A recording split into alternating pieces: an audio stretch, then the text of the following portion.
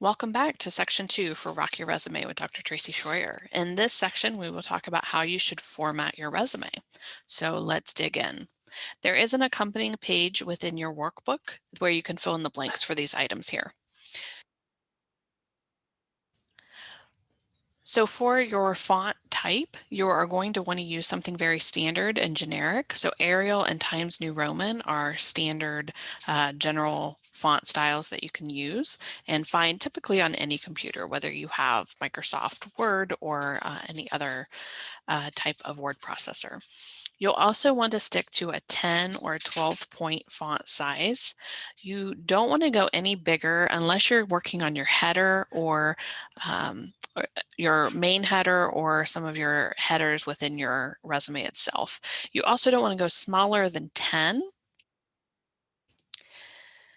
because then it will be difficult for somebody to read overall. Also, you want to make sure that your spacing leaves enough so that our last point on here is about white space, so it kind of evens it out overall. And typically, you'll want to look at your resume after you get it all done and take a look at it overall as a whole to see how the spacing looks. And if you don't have enough room on the page for everything, maybe you use instead of 10 or 12 point font size spacing in between sections, maybe it's a 5 point font size for that white line in between for that spacing. You'll also want to be cautious of where you use boldface, where you use italicized text, and not to overdo it, but to leverage that to pull the reader's eyes to certain points where you want to pull them. You'll also want to use bullet points instead of your resume being all paragraphs of information or lines of information. Bullet points help you to nicely organize the information, and it's a lot easier for the hiring manager or recruiter to read through. In addition, you're going to want to avoid pronouns. So a lot of times when you're working on, say, a paper, or sometimes when people start to write their resume, if you start to write your notes, you'll say, I did this, or we as a team did this. So you want to be very cautious. A lot of your, and I'll lead into the next bullet point, of your bullet points are actually going to start with verbs. So you'll see a few of these last three on the slide actually start avoid, use, allow. So when you talk about roles within an organization, you're going to be using verbs to start out those bullet points. You may also use bullet points if you use a skills or core competencies section in your resume, which I do recommend in here, that you would not use verbs. You're really using different skills or competency that you have. So in that case, you would not use verbs. But when you're talking about your role specifically, you would start with verbs. I already mentioned the white space, so let's go on to the next slide here. Let's talk about resume length. So for your resume, I typically recommend that it is one page. So you'll see up here on the left, there is my own, just a one pager, and it has information. You'll see, you can't see it very clearly, but there is lines to divide major sections. There's boldface used in here. There's bullet points used in here. The exception would be if you are applying for a university or a college position, such as a college professor or an education administrator at a college, where you would be asked for a curriculum vitae or a CV.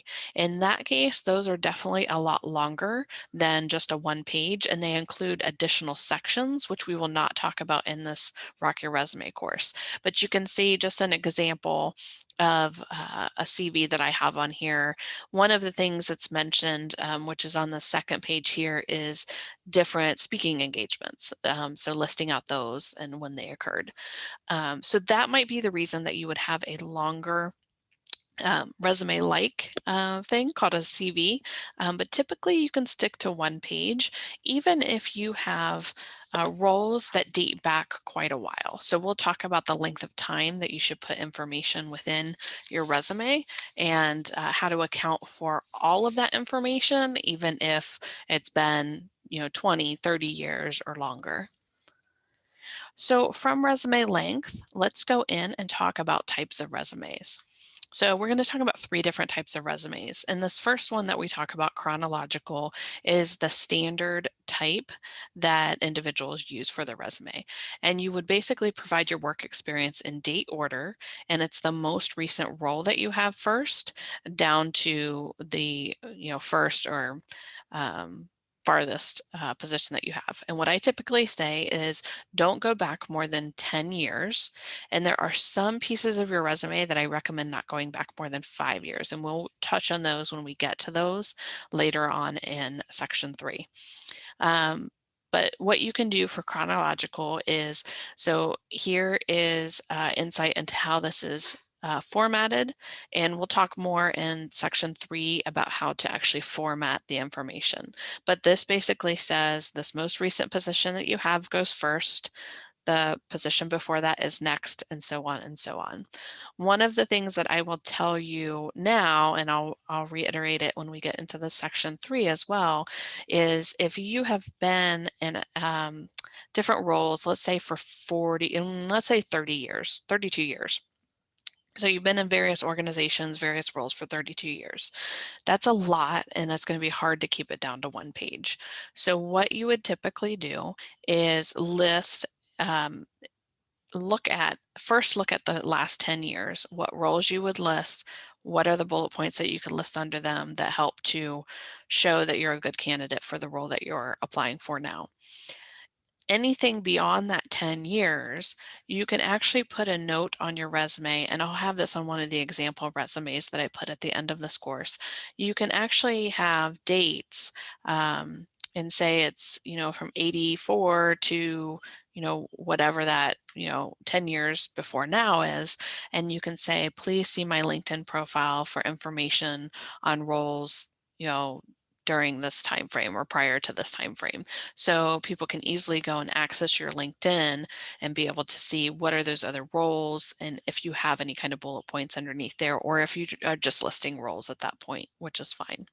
So chronological is typically the way that most resumes are formatted. I do want to talk through two other methods to format resumes, and we'll give you some insight, at least on one of these, on why somebody might do this. So this next type of resume is a functional resume. A functional resume helps to highlight functional skills versus the work experience. And you use your functional skills, as you see on the screen, lesson planning, and there's bullet points talking about how this person has done that. And we'll talk to more about how to develop those bullet points and how to make those stand out the best. So within a functional resume, one reason that you may do this, and I have done it in the past, is I had decided, I want to say it was maybe 18 years ago, to apply for a role that was really outside of the financial services industry. It was something very different. But I was able to use the skills that I had. They were very transferable. And so what I was able to do is look at the job description, and I picked out 4 or 5 of the key skills that were needed in that role. And I was able to list those. It wasn't at the very top of the resume, but where you might see the work experience first, I would have the skills or core competencies, and I would have it like this and say, what is that skill or core competency, and bullet points to say, how was I able to show this? And then underneath there was still a work or professional experience section, but it was simply bullet pointed roles that I had held. I did not have bullet points underneath each of those roles. So what I was trying to do was really have the hiring manager and the recruiter look at these functional skills and how I was able to do these things, rather than trying to see that I did not have a similar type of role in the past, but I was able to transfer these skills and be able to do that. So that may be an opportunity if you wanted to use a functional resume.